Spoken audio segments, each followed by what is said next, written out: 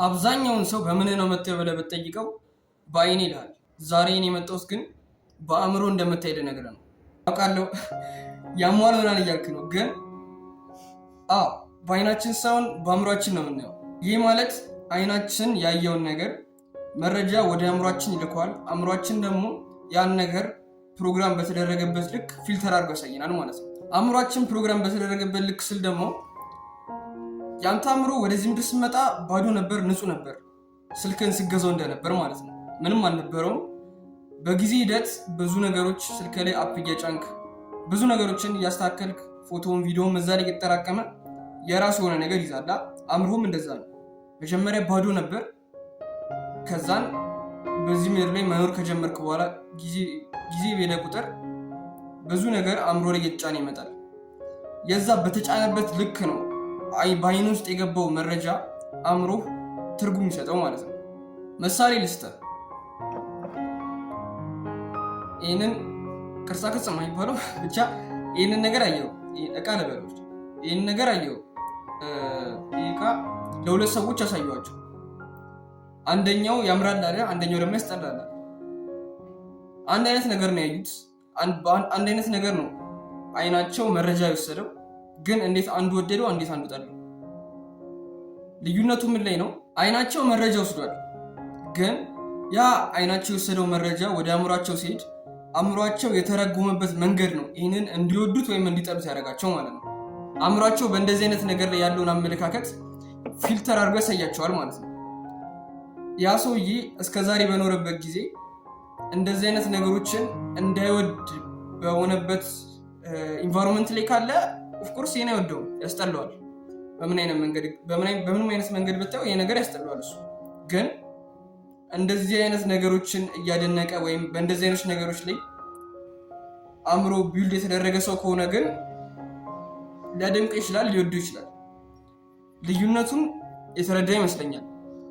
አእምሮ ቢልድ በተደረገበት መንገድ ነው አንተ ነገሮችን መታይበት ትርጉም የምትሰጠው ማለት ነው።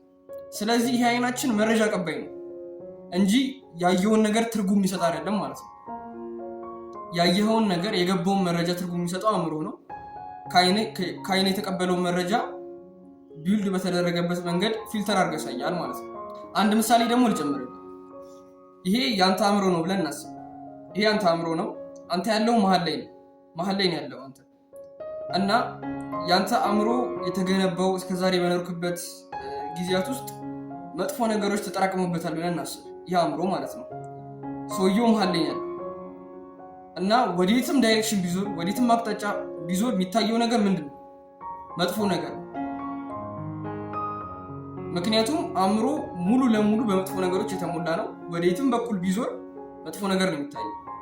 ቅድምም ቢያሳየው ምሳሌ ይህንን ነገር የጠላው ሰውዬ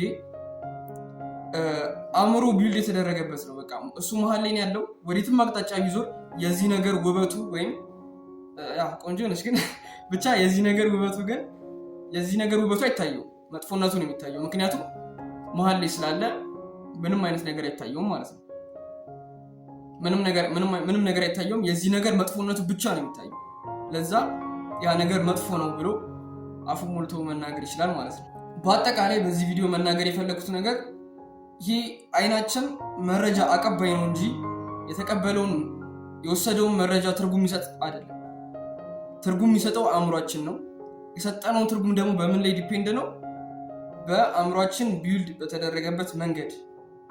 አእምሮ በመጥፎ ነገሮች የተገነባ ከሆነ የምታየው ነገር መጥፎ ነው የሚታየው።